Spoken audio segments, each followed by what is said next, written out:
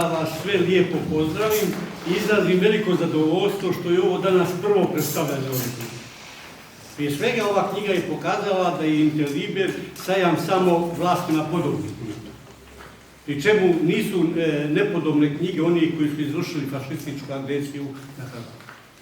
Nepodobno su ove i ovakve knjige, hrvatske knjige, kao što znamo i hrvatske pjesme baš nisu omiljene. A kao što to uvijek biva, to se pokazalo kao dobra stvar, jer zbog brzine organiziranja tog neodržanog predstavljanja nije bio pozvan onaj koji je najpozvaniji za to, a to je branitelj s tog suđenja, današnji predstavljač i prvi državni odvjetnik Republike Hrvatske, Željko Komšić.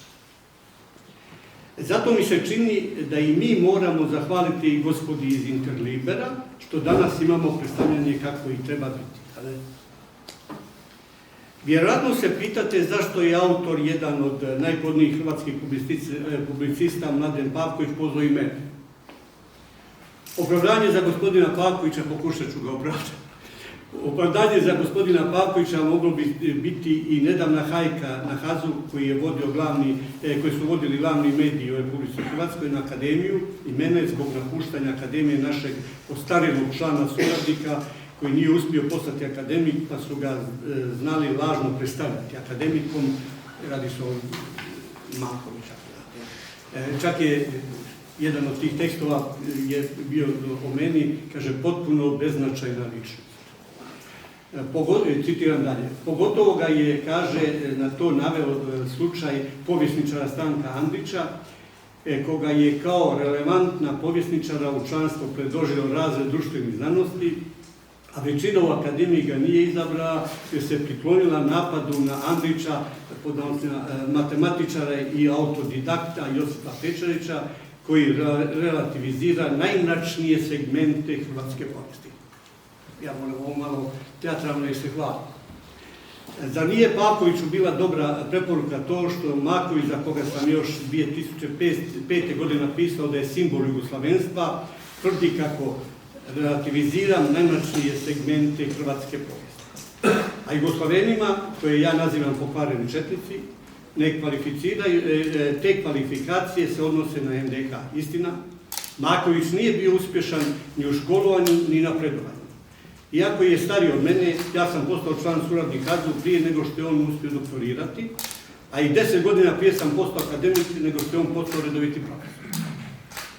On, iako je bio član suradnik Hazu, nije uspio postati ni redoviti član Hazu, prije nego je redoviti profesor postao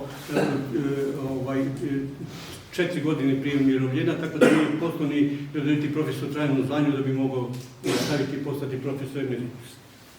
Istina, to nije uspio, a mentorica mu je bila akademik. Zato ne čudi što je on spominjao da sam autodidakt, jer ne razumije da me je s tim samo hvalio. Naime, po struci nisam povjesničar, ali ipak mene pozvao ravnatelj Hrvatskog instituta za povijest, doktor znanosti Mirko Valentić, da napišem odgovor na knjigu Tuđmanov jasenovački mit, ravnatelja i osnivača muzeja genocida u Beogradu, doktora Milana Bulajića. To je bilo 1998. godine, 2 godine nakon što je Maković, koji je stariji od mene, uspio doktorirati, a moju knjigu izdao Hrvatski institut za povijest.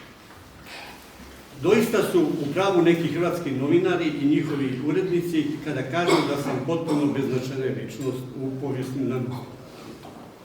Vjerojatno je i na njih mislio Don Kačunko kada je govorio o ljudima s mozgom veličine Maković Zrna. A kad se radi o takvim ljudima, vjerojatno misle da je loše to što je poslije pojave moje knjige na radiju Slobodna Europa organizirano sučeljavanje Bulajića i mene, na kome, to je 1998. godina, na kome je nesretni Bulajić tako loše prošao da je napisao novu knjigu s najvećim mogućim pohvalama na moj račun. Naime, tvrdi da su 2 najantisrpske knjige u povijesti Koenova, Srpski tajni rat, i moja. A pisao je i o ideologiji genocida Koen Pečarić. Zar i to ne opravdava srpske sluge u Republici Hrvatskoj kada za mene tvrde kako relativiziram najmračnije segmente hrvatske povijesti? I naravno, kad Srbi tako misle, kako bi oni u Hrvatskoj se usudili uopće misliti drugačije? Mislim, naravno, ove srpske sluge. Međutim, ono što mene doista povezuje sa ovom knjigom je upravo ta moja knjiga iz 1998. godine, rečenica iz teksta koji ste već čuli umjesto uvoda i koji ste već pročitali, ja ću je ponovo pročitati zato što je stvarno ona bit ovog govora danas. Jer ja se više oslanjam na taj dio, jer pored Orlovića je glupo govoriti o slučaju. Steče se dojam da je Artuković još prije suđenja osuđen na smrt, ali malo je tko vjerovao da će komunisti još za trajanja procesa u Saboru Socijalističke Republike Hrvatske donijeti zakon prema kojemu i onoga koji umire u tamnici čekaju izvršenje smrtne kazne treba pokretati kao da je osuda nad njim izvršena, dok mjesto pokopa ostaje u tajnosti i za obitelj. Zbog tog propisa obitelj Artuković nikada nije doznala gdje im je otac pokopan, kao da su se bojali i kao da su ga se bojali mrtvog. To ja ću tu završiti, Pakovića imala više čitao. I doista je njegov sin 2010. godine došao u Hrvatsku. I u Večernjem listu objavljen razgovor s njim, lažni dokument je nadnaslov sin Andreja Artukovića, otac mi je ilegalno izručen Jugoslaviji. Pisala je autorica Jadranka Jureško-Kero. Sad citiram iz tog njezinog teksta, početni dio. Dokumenti Američkog ministarstva pravosuđa upozoravaju na niz nepravilnosti u izručenju Andreja Artukovića Jugoslaviji. Točna je informacija iz izvještaja Ministarstva pravosuđa objavljenog u New York Timesu da sam u Americi pokrenuo tužbu u kojoj tvrdim da je presuda u mom ocu u vezi s izručenjem Jugoslavije i cijelim procesom njegova uhićenja donesena samo na temelju lažnih dokumenata i svjedočenja. Taj slučaj navodno još nije potpuno završen, ali vjerujem da se na slučaj kraj. To je kraj citata. Tada smo se susreli i rekao mi je da ga je upravo moja knjiga Srpski mit u Jasenovcu motivirala za tu borbu za istinu o njegovom ocu. Zapravo logično je bilo očekivati da se u toj mojoj knjizi spominje Andreja Artukovića. I doista, spominje se 10 puta.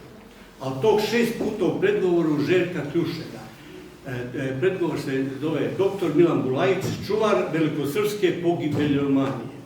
Inače, Željko Kljušeg je diplomirao povijest i komparativnu književnost na Filozofskom fakultetu i novinarstvo na Fakultetu političkih znanosti. Danas je izvanredni profesor na Sveučilištu Sjever. Već to nam pokazuje povezanost s takvim procesom doktora Milana Bulajića, ne samo o slažima u Jasenovcu, nego i slažima o Artukovića. Pa ću dati samo te dijelove moje knjige, tada uz Skojenovu najantisrpskiju knjigu. Malo dulje citati, baš da ne budemo ovi tekstovi, nego da budu iz te predgovora te knjige. Bulajić je u jugoslavenskoj diplomatskoj službi bio od 1949. pa do 1987. Završavajući svoju karijeru kao glavni pravni savjetnik Saveznog sekretarijata za vanjske poslove, deklarirujući se kao priznati stručnjak za međunarodno pravo, bio je jugoslavenski predstavnik u nekim međunarodnim udruženjima i institucijama.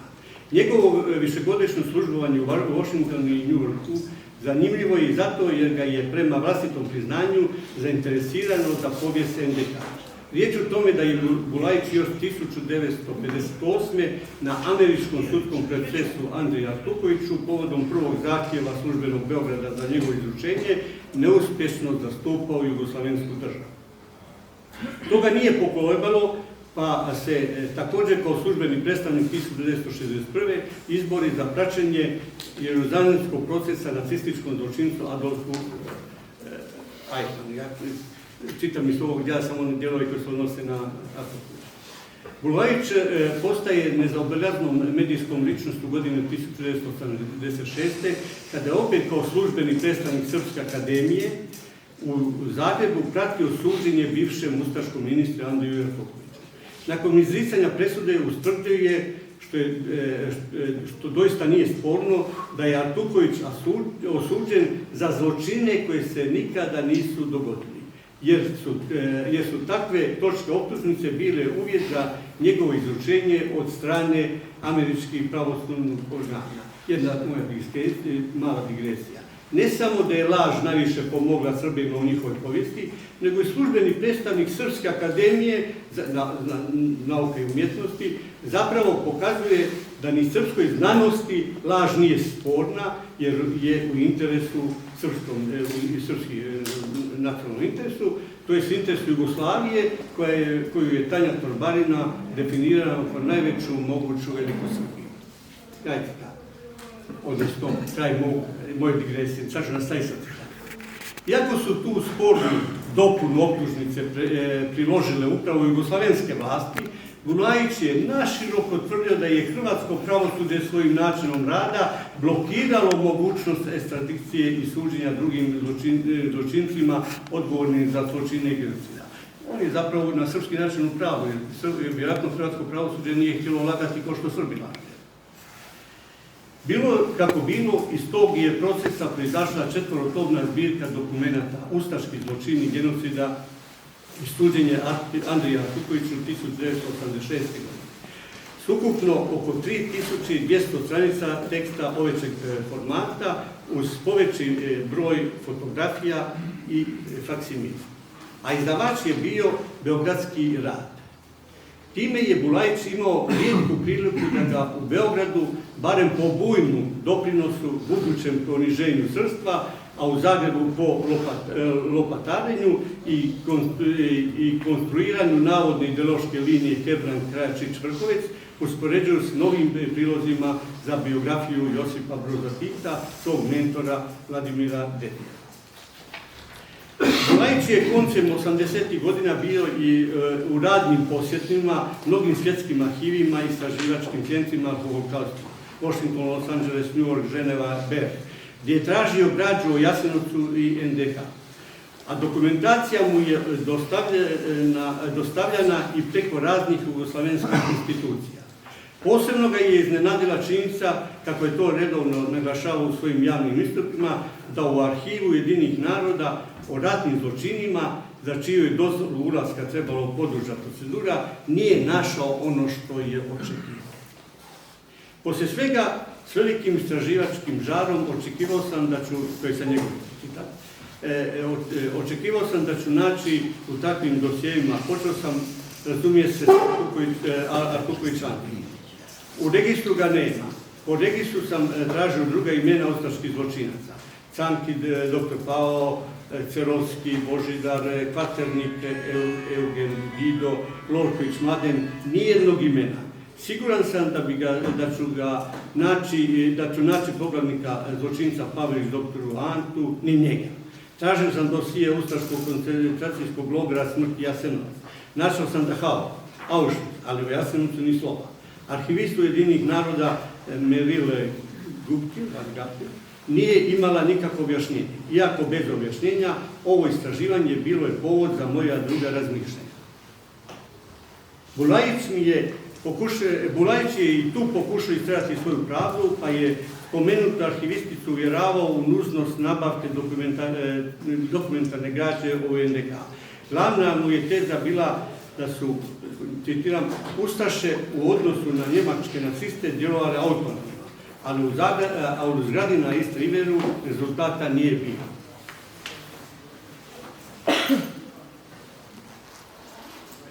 Budući da su u zagrebačkom tisku nakon Artukovića procesa bile razotkrivene Bulajićeve manipulacije povijesnim izvorima, ali i tumačena njihova velikosrpska pozadina, on se u više navrata obraćao pojedinim hrvatskim i jugoslavenskim političarima, tražeći zaštitu svojih istina. Glavni, vidim danas je ima, glavni je adresant bio Stipe Šuvar, o čemu svjedoči faksimili iz Bulajićevih knjiga. Tu je naširoko denuncirao zagrebačke povjesničare, demografe i novinare koji su ga tendenciozno pod navodnicima napadali i upozoravajući na njihovu ideološku spregu s emigrantskim i katoličkim krugovima. U brojnim polemikama, mahom vođenim na stranicama političkog tjednika Danas, Bulajić je najčešće napadao akademika Ljuba Bobana, inženjera Vladimira Žeravića, iako i u tim sučeljavanjima u pravilu loše prolazio.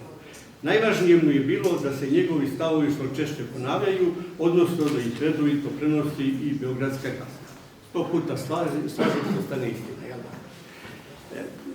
To je bio kraj tog velikog teksta, dijela koji se odnosio na početku te moje knjige i onda nije ni čudo zašto je gospodin Artuković, koji je bio tada časnik američke vojske, tražio susret sa mnom i mi smo se našli. Možete zamisliti što bi mogao misliti Radoslav Artuković o mojem sučeljavanju s Bulajićem i Bulajićevim pohvalama u mojoj knjizi i o tako lijepom komplimentu kao što je tvrdnja o ideologiji genocida kojem Pečanić. Sam Tuđman je 1998. bio bolestan, a i sam je tvrdio kako je stvarao Republiku Hrvatsku s ljudima s kojima ni kavu ne bi popio. I prirodno za moju knjigu, tada jedno od dvije najantisrpske knjige u povijesti, u Republici Hrvatskoj se ne zna, niti se smije znati ni do dana današnjeg. Kako bi se takvi usudili pomisliti da se po nekom Hrvatu zove ideologija genocida? Doista smiju li srpski smiju to i pomisliti? Zato treba napadati i danas autodidakta koji relativizira najmračnije segmente hrvatske povijesti. S druge strane, sin ministra iz NDH, godinu dana kasnije, 2011. na kraju novog razgovora sa istom novinarkom kaže: 20 je godina prošlo od međunarodnog priznanja Hrvatske i vjerujem da sam bio dovoljno strpljiv te nisam želio ni jednu vladu opterećivati pitanjima o svom ocu i sudskom procesu, jer sam bio svjestan koliko je moderna Hrvatska stigmatizirana zbog NDH i koliko se morala dokazivati međunarodnoj zajednici. Zato je prirodno da ovakvu knjigu napiše hrvatski branitelj i da se ona predstavi u domu onih koji tekako osjećaju i danas posljedice fašističke agresije na Hrvatskoj, a svi znamo da nedavni izbori u Sjedinjenim Američkim Državama najavljuju da će doći vrijeme kada ćemo u Republici Hrvatskoj imati hrvatsku vladu. Zar ne? Zato zahvaljujem Mladenu što me je sudjelovao u ovom predstavljanju u knjizi, što ga je omogućila. Mi smo i sada pred izborima, imamo jednog izuzetnog hrvatskog kandidata, gospodina Joniša, doktor znanosti, veliki odvjetni pravnik, i vidite kako mu onemogućavaju pristupe svim mogućim medijima. Tome još nisu shvatili da je došao trenutak, ali shvatit će. Hvala im.